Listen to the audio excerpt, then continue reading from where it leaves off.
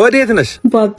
በመንገዴ ከሆንሽ ላድርስሽ። ስትቀየር እንኳን አትናገር። ሌላ የምትጠብቂው ሰው አለ? መኪና በጣም ታምራለች።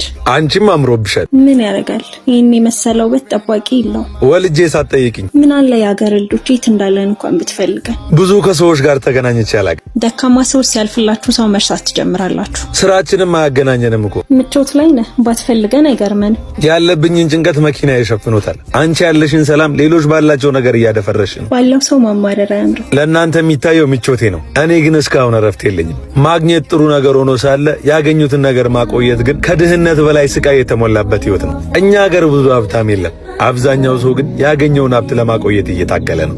ስራ ፈልግልኝ እስኪ። ምን አይነት ስራ? ሀብታም የሚያደርግ ስራ መፈለጋችን ብቻ ጥሩ ተከፋይ ያደረገን።